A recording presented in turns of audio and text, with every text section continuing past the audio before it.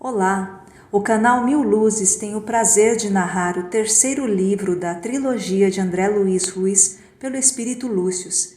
Este livro falará sobre o período de transição da Terra, que deixará de ser um planeta de provas e expiações e por isso não poderá mais abrigar espíritos que não desejem o crescimento espiritual. No capítulo 24, Moacir, preocupado, calculava cada detalhe para conseguir vender o máximo de coisas para conseguir fugir do confisco do governo.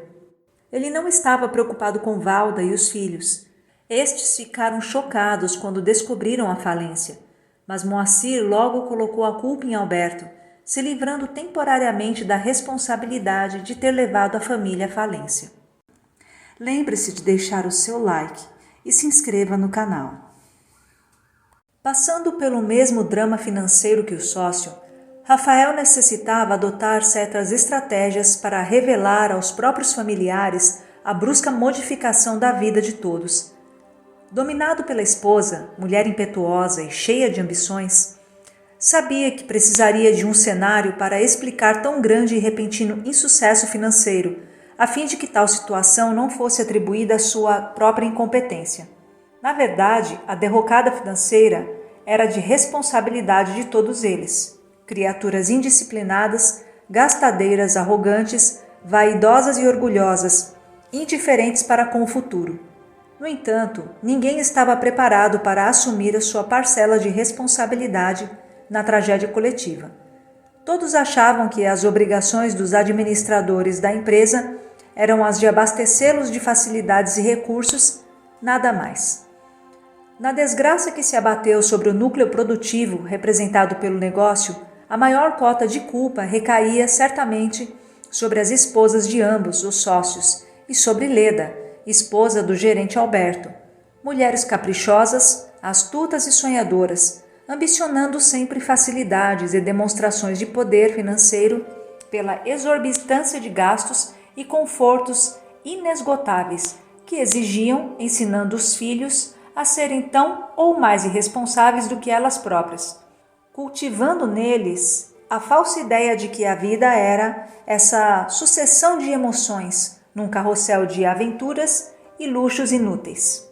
A falta do equilíbrio, da noção de limites, as exigências materiais e o jogo da sedução eram armas muito usadas por elas, fazendo com que seus respectivos maridos, infantis fantoches em suas mãos, se contorcessem conforme elas iam puxando as cordinhas da dança, o que por fim levou ao naufrágio o navio no qual todos estavam abrigados.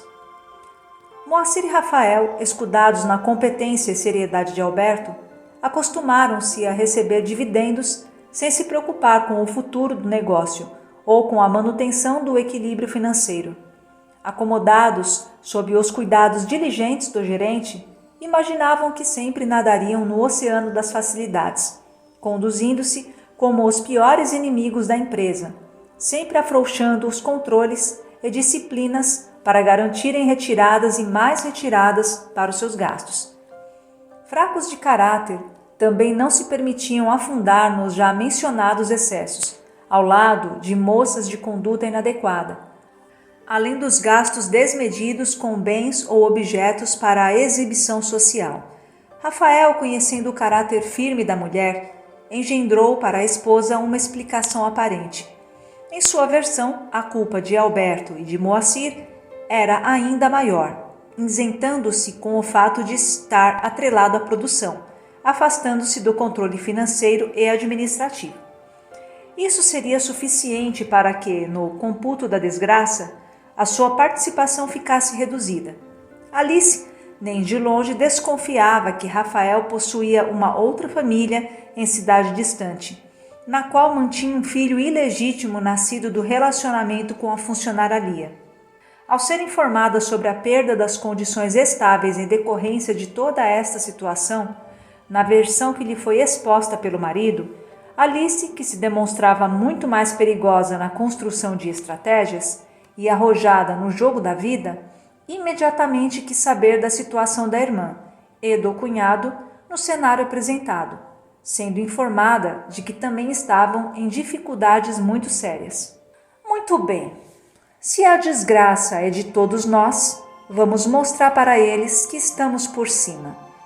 Vou reunir minhas economias e sairemos em viagem.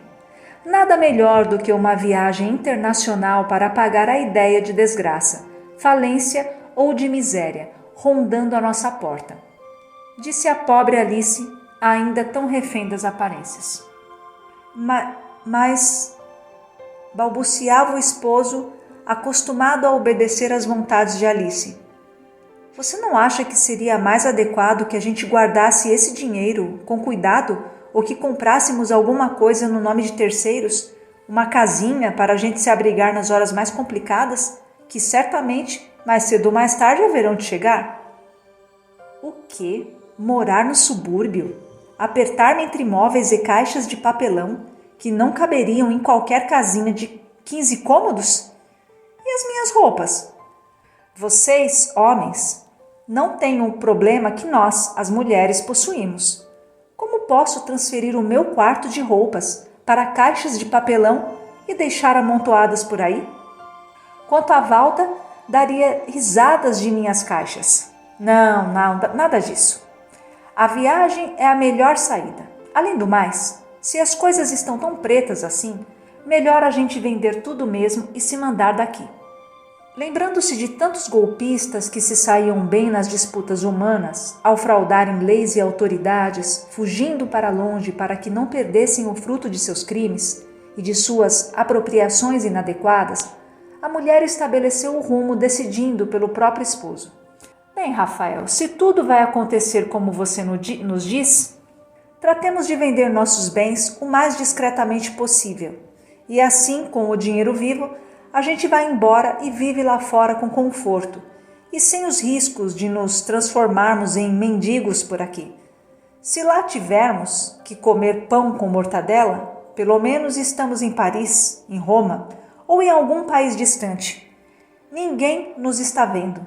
O problema é estarmos por aqui, não podendo ir mais aos mesmos restaurantes, pegando ônibus lotado, andando de metrôs, deixando de frequentar as rodas da sociedade. Isso sim é a maior desgraça. E assim você também se livra das perseguições judiciais, até porque a sua função na empresa era secundária. Você cuidava da produção. Não tem por que responder pelos desmandos de Moacir e Alberto. Vamos logo, querido, que a sorte não espera. Coloque os carros à venda, vamos ver se conseguimos um bom dinheiro à vista, dando um desconto no valor, antes que nossos nomes e bens estejam no serviço de proteção ao crédito, ou que já haja buscas de nossas coisas. Se não vendemos a casa, tudo bem. Ao menos, com a alienação dos carros, já temos dinheiro para irmos para bem longe daqui. Sentindo que a esposa não admitiria contradição em suas decisões, Rafael baixou a cabeça e, relembrando dos filhos, aventurou-se apenas a dizer: o que faremos com Gabriel e Ludmila? Os dois estão com suas vidas ligadas às nossas. Deveriam deixar tudo para trás para nos seguirem para onde fôssemos? Cada um tem sua vida, seus relacionamentos, seus interesses. Como faremos com eles? De espírito prático e demonstrando a frieza de suas decisões, Alice respondeu direta: bem, eles já são adultos, Rafael. Precisam aprender a se decidir sobre os caminhos que devem trilhar. Se desejarem vir conosco, terão de pagar suas passagens vendendo suas coisas ou arrumando dinheiro de alguma forma. Quando querem ir a festas ou comprar coisas, sabem como fazer. Eu procurei juntar recursos para uma emergência, guardando parte das finanças que você me dava para meus gastos pessoais. Que eles possam ter feito o mesmo. Se não o fizeram, podem se livrar de seus veículos. Agora, caso não desejem vir conosco, que fiquem por aqui mesmo, deixando a gente mais livre para podermos desfrutar nossa vida em outro mundo mais civilizado do que este Brasil de pobres e medíocres. Quando eles chegarem, eu mesma vou falar com os dois. Rafael nada dizia sobre as suas outras responsabilidades familiares. No entanto, sabendo que as coisas se complicariam também para os lados da antiga amante, que, vivendo uma vida bem menos confortável do que a dele e de Alice, lutava para garantir para o filho um futuro mais seguro. também seria muito prejudicada com a partida dele para longe. Então, assim que saiu de casa para levar seu carro para a venda, passou a meditar em uma maneira de amparar o filho adulterino, evitando igualmente que a amante revelasse o segredo de Rafael para toda a família, como sempre ameaçou fazer. Então, precisaria compor as coisas com muito cuidado, antes que a situação de precariedade financeira acabasse por desencadear a outra. Só de pensar nessa hipótese, Rafael sentiu calafrios na espinha, uma vez que conhecia de perto a ferocidade de Alice, que seria potencializada pela descoberta de uma traição tão antiga, além do desvio de recursos para a manutenção da família clandestina. Rafael, assim, estava no meio de duas pressões femininas, as quais ia administrando com o cofre aberto nas duas direções. O problema agora era justamente o esvaziamento do cofre, e então logo começariam os telefonemas cobrando pelos pagamentos mensais não realizados. Então, antes que tudo acontecesse, Rafael precisava conversar com Lia pessoalmente. Aproveitando-se da saída, ao invés de ir a uma concessionária de veículos, dirigiu-se ao litoral onde moravam Lia e o filho, para que a informasse desses detalhes antes de ficar a pé.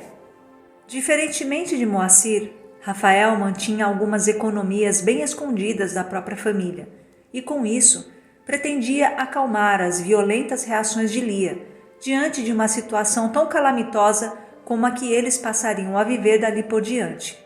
Desde a separação, o casal se havia avistado poucas vezes. Não obstante o fato de todos os meses Rafael enviar através dos cuidados de Alberto a pensão alimentícia para o filho menor. No entanto, falavam-se eventualmente pelo telefone, como se fossem amigos que há muito não se viam. O tempo e a distância fizeram esfriar as ansiedades físicas que, na afinidade de gostos e desejos, haviam incandescido as paixões carnais que os uniram no passado. A chegada de Rafael sem avisar colheu Lia de surpresa, sem qualquer pensamento pré-concebido a respeito do motivo da visita. Além do mais, apesar de todos os 8 anos que se haviam transcorrido, Lia mantinha os atrativos físicos do passado, aqueles que Rafael tanto apreciava. Dessa forma, o reencontro físico daquelas duas almas afinizadas seria algo muito forte para ambos, ocasião para reavivarem as antigas paixões na troca das efusivas emoções. Tão logo se viram a sós, depois da recepção junto ao modesto lar, a recordação do passado fez encandecer novamente a emoção, não de todo extinta dentro deles, e sem maiores explicações ou barreiras, em poucos minutos estavam novamente nos braços um do outro. Ela plenamente correspondida pelo amor daquele homem, que apesar de casado, não a havia esquecido. E ele alimentado por alguém que o desejava verdadeiramente, cansado de ser menosprezado por Alice, fria e superior, indiferente e dominadora. Tudo era muito surpreendente para ambos. Rafael não resistiu à emoção de rever a antiga paixão ali, assim, tão disponível. As carícias se sucederam naturalmente. A paixão sexual reavivada fez periclitar o pensamento do homem desacostumado àquela efusividade feminina. Nos braços de Lia, ele voltava a se sentir pleno, alguém importante e querido, desejado e abastecido, enquanto que ao lado de Alice sua vida era a de um reles empregado, sob o comando da esposa. Estas emoções reacenderam em Rafael as antigas aspirações de amar e ser amado. E depois que as lembranças haviam renovado em ambos a satisfação de se sentirem os mesmos apaixonados do passado, Rafael já não sabia se abandonava Lia e o seu filho para continuar sendo escrava de Alice ou se realmente não seria melhor abandonar Alice à própria sorte. Ainda mais agora que, com os filhos crescidos, estaria livre e por sua própria conta, ficando em companhia da antiga amante. Lia não se havia casado com ninguém, porque no fundo sonhava com a volta do antigo patrão aos seus braços macios e sedutores. Aventurara-se com outros homens em situações passageiras e sem maior profundidade emocional. Namoricos ou relacionamentos sexuais superficiais para saciar as necessidades da emoção ou do estômago. No entanto, compromissos sérios não assumiria com nenhum outro homem, porque desejava estar totalmente livre para o momento em que Rafael retornasse, como ela sempre esperara que acontecesse um dia. Assim, foi a atração física que dominou os dois nas primeiras horas do reencontro, quando as palavras não eram mais importantes que as carícias. Quando, por fim, o tórrido ambiente se asserenou, permitindo que a conversa pudesse voltar a ter importância, Lia sorriu e disse: "Ah, eu nunca tive um patrão tão competente e generoso como o senhor." Compreendendo a brincadeira com as experiências do passado, Rafael respondeu no mesmo tom: "E nunca uma funcionária fez tantas e tão importantes horas extras como você, minha querida. O tempo passou, mas parece que estamos em meu escritório, altas horas da noite, deitados no tapete macio, sentindo nossos corações pulsarem." "Ah, Rafael, você foi o único homem que me fez sentir tudo isso, querido. Quanta saudade eu tinha de voltar a estes momentos especiais em seus braços." Enaltecido com a conversa íntima que lhe alimentava o ego, Rafael deitou um longo beijo nos lábios da submissa Lia. Depois disso, perguntou pelo menino: "Como está nosso pequeno?" A palavra nosso fez Lia sentir um tremor no íntimo do ser. Era a maneira de Rafael dizer-lhe que não a havia riscado do mundo pessoal, mas, ao contrário, reconhecia a existência de um laço familiar que os unia. "Querido, você nem vai acreditar como cresceu. Foi à escola e deve chegar no final da tarde. Sempre pergunta quando o pai virá vê-lo, mas sempre lhe digo que você é muito ocupado e quando puder, aqui estará. Ele vai ficar muito feliz em sentir sua presença aqui de novo." Lia, como o tempo passa e como as coisas mudam.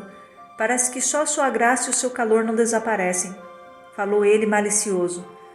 "Porventura não estarei ocupando o espaço que já pertence a outro homem em sua vida?" "Nunca, meu querido. Tive alguns relacionamentos, nada sérios de vez em quando, mas já me deixei desiludir quanto à necessidade de me manter livre para um dia poder viver ao seu lado. Então nunca deixei que qualquer outro ocupasse o que lhe pertence." A revelação da mulher emocionava o sentimento de Rafael.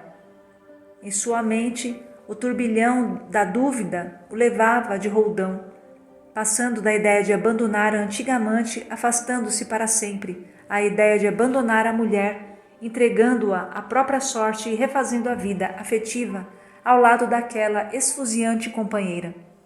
"Mas você não veio até aqui, depois de tanto tempo, meu querido, apenas para matar a saudade do meu corpo, não é mesmo?" perguntou a moça, experiente. "Não, é claro, quer dizer, isso foi muito bom, mas..." titubeou Rafael. Entendendo que chegara o momento das decisões, começou então a abordar o assunto da falência da empresa. Lia escutava seus argumentos e notícias com um olhar curioso, sem demonstrar reações desagradáveis e agressivas. A moça sabia que Rafael estava sob pressão e que de nada lhe adiantaria agir de forma impetuosa, preferindo ser carinhosa e doce para que o rapaz se sentisse acolhido. "Não deve ser fácil, meu bem, ter de enfrentar as dificuldades que você está precisando defrontar. Eu bem que percebi, havia algo errado quando observei que o pagamento do mês veio menor do que de costume. Entretanto, não quis ligar por imaginar que, em alguns dias, ele seria completado, como já aconteceu em outras épocas. Mas, pelo que vejo, as coisas estão piores do que eu supunha." "Sim, Lia, tudo está caindo aos pedaços e agora minha esposa inventou de arrumar as malas e mudar-nos para outro país. Deseja ela fugir da situação constrangedora de ficar pobre." A informação de Rafael foi uma punhalada no coração da moça, ainda mais depois que haviam reavivado a chama da emoção longamente reprimida. Ainda assim, apesar de fazer um olhar de tristeza, Lia se manteve paciente e serena. "Sim, meu querido, entendo. E você veio até aqui para me avisar de que não vai mais voltar a me procurar, não é?" Observando que Lia falava isso em um tom de compreensão e carícia, Rafael olhou-a profundamente nos olhos imaginando como teria sido mais feliz se eu tivesse preferido ficar com a amante, ao invés de continuar com o relacionamento mentiroso e superficial que o consumia sem abastecê-lo. Então, usando de toda a sinceridade que poderia exprimir a verdade de seus sentimentos, respondeu: Sabe, Lia, quando tudo aconteceu, preocupei-me com o seu destino e do pequeno Sérgio. Ainda que não pudesse ser um pai e um marido à altura do que vocês mereceriam ter, não desejava deixá-los sem conforto material. Então, sem que minha família soubesse, vim até aqui para falar sobre esse assunto com você. No entanto, ao voltarmos aos velhos tempos e sentir as emoções que pensava apagadas dentro de mim, olhando-a como estou fazendo agora, não sei mais se quero ir embora para longe. As palavras de Rafael soaram aos ouvidos de Lia como sinfonias de esperança. Sim, Rafael, continue. Pode falar o que quiser. Eu não irei exigir nada de você, como não tenho feito isso ao longo destes anos todos. Sim, querida, tenho sido injusto com você e com nosso filho. Privilegiei a mulher com quem me casara, mas de quem há muito estou apartado, pela ausência de afeto compartilhado. Alice se perdeu nas coisas do mundo material, festas, shows, shoppings, roupas, recepções, e eu me perdi de mim mesmo, ao achar que minha felicidade estava no financiamento de todas estas loucuras. Alice me aceitava em sua cama apenas como o marido a quem deveria submeter-se sexualmente por dever. Desde aquela época em que nos conhecemos, minha esposa não me faz sentir a emoção dos primeiros dias de casado, não se fazendo diferente de um robô que cumpre tarefas sem demonstrar emoções. As revelações da intimidade do antigo patrão eram demonstrações vivas de que tudo o que ela houvera semeado naqueles tempos ficara sob a terra da personalidade para eclodir um dia. No momento em que as vulnerabilidades emocionais criassem o clima certo para a germinação da semente. Agora que a revejo, continuava Rafael, e que sem maiores dificuldades ou explicações nos entregamos um ao outro com a facilidade e a emoção dos melhores dias de nossa relação, percebo que não estou morto como Alice me faz sentir e que a vida que eu construí ao lado dela foi uma mentira bem ornamentada. Nossa mansão mais se parece como uma tumba funerária, repleta de mármores e cortinas caras, mas absolutamente fria de sentimentos verdadeiros. Eu pensava que meu destino era de morrer dessa forma, sendo tangido por essa mulher perigosa, que mesmo hoje decidiu o que faríamos, sem que eu tivesse qualquer importância na decisão de um destino que também me pertence. Então, Lia, preciso confessar que o seu calor e o seu carinho me devolveram não só as emoções sinceras que a gente trocou e que estão aqui dentro, mas também a vontade de viver nesse clima de saúde, de jovialidade, de afeto sincero, porque reconheço que isso é muito melhor do que tudo o que tenho tido com Alice. Meus filhos já cresceram e estão encaminhados para os seus compromissos afetivos. Alice é tão calculista que decidiu nosso destino sem sequer perguntar-lhes se gostariam de ir conosco. E quando eu levantei essa questão, demonstrou que não estava nem um pouco preocupada com o que será deles. Está pensando nela própria e nas malditas aparências. Por isso eu vim aqui para lhe dizer certas coisas. Afastando-me agora, confesso que estou precisando ficar aqui ao seu lado. Você estaria disposta a me perdoar por todo este tempo de indiferença? A emoção tomara conta da garganta de Rafael, apequenada pelas condutas do passado diante daquela que não houvera sido contemplada com suas atenções de marido e que suportara a qualificação de outra em sua vida. O homem chorava com o rosto mergulhado nas próprias mãos, usando o travesseiro do leito onde os dois ainda se encontravam como apoio. Lia nunca havia visto aquela demonstração de sinceridade por parte do amado de sua vida. Não tinha por que duvidar de seus sentimentos, sobretudo agora que, de sua parte, poderia recomeçar a construção do antigo sonho ao lado do homem amado. Ela enlaçou-se ao corpo trêmulo de Rafael, com a paixão à flor da pele, no discurso silencioso dos que se amam a ponto de esquecerem anos da estiagem da solidão, e sussurrou-lhe: "Seremos felizes, meu amor. Por fim seremos felizes. Mas agora eu sou um quase derrotado, Lia. Não tenho mais as facilidades de outrora. Mesmo assim, você me aceitaria? Ora, Rafael, quero você, não o seu dinheiro. É certo que a riqueza é sempre um fator importante em nossa vida, e assim não posso mentir dizendo que, quando o conheci, não pensei nas vantagens de ser a esposa e a dona de tudo que você tinha. No entanto, com o passar dos meses e com o aprofundamento de nossa relação, descobri um homem que me abastecia de emoções novas e sentimentos verdadeiros, e graças ao amor que desenvolvi por você, encontrei forças para suportar a distância, as dificuldades, as tentações, sem transformar sua vida num inferno de cobranças e espinhos. Então, ainda que você não tenha nada, temo-nos um ao outro e juntos saberemos superar os desafios como uma família que se quer, sem qualquer obstáculo que nos afaste. Rafael sentia-se renascer diante de uma pessoa que lhe dava o alimento mais importante para o espírito, a compreensão, a amizade, o respeito e o carinho da verdadeira companhia. Olhando para o rosto de Lia, onde se viam brotar as primeiras marcas do tempo, sem que isso a privasse da antiga beleza, Rafael abraçou-a e, talvez como há muito tempo não o fazia, tomou a decisão que julgava ser a mais importante para a sua vida. Então está decidido. Ficaremos juntos. Volto para casa cheio de amor e esperança. Anunciarei a Alice que não irei para o mesmo destino que ela. Entregarei os bens que ainda poderão ser vendidos. Ficarei com meu carro, que vou vender para a gente ter alguma coisa para começarmos. Além do mais, possuo algumas economias que ela não sabe, e com isso garantimos um período de estabilidade enquanto procuro um emprego por aqui onde possa ganhar meu salário com decência. Lia não sabia dizer se estava sonhando ou se realmente a felicidade sorrira para ela, depois de tantos anos de amargura e solidão.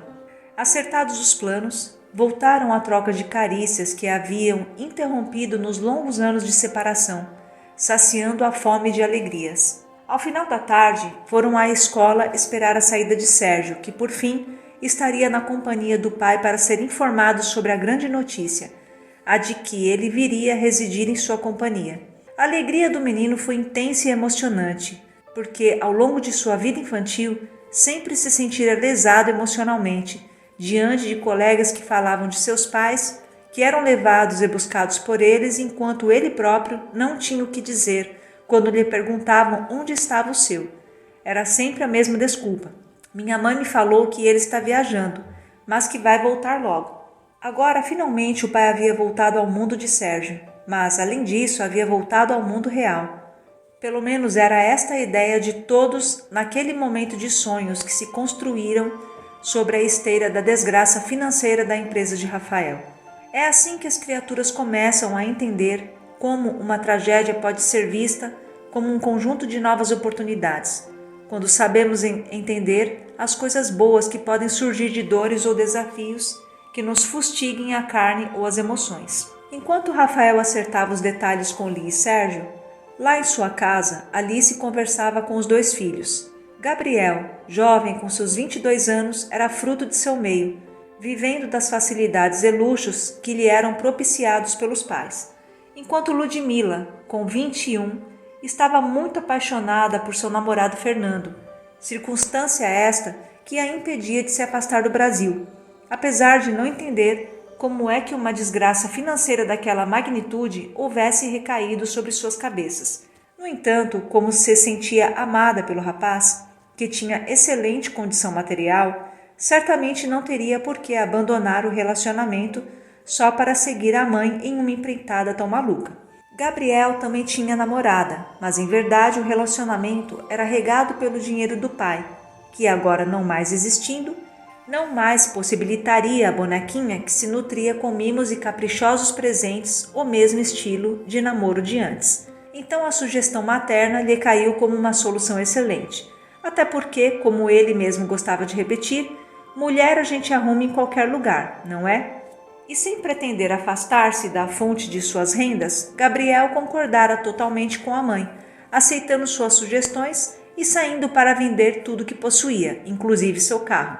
Arrecadaria o recurso de maneira mais rápida possível para que, comprando passagens para o exterior, voasse para longe dos problemas. Ludmila ficaria para administrar a situação até que toda a maré ruim passasse e a família pudesse regressar ao Brasil. Cuidaria da própria vida, coisa que já fazia antes mesmo da fuga dos pais para fora do país. Certamente poderia contar com a ajuda do namorado, que já planejando o futuro de ambos, vinha falando em casamento havia alguns meses. A noite ia alta quando Rafael regressou ao lar, encontrando apenas a esposa esperando por ele. Ali haveriam de ter a conversa decisiva. Olá, amigos! Este é o capítulo 25 do livro Herdeiros do Novo Mundo. Continuem conosco nesta aventura. Até breve!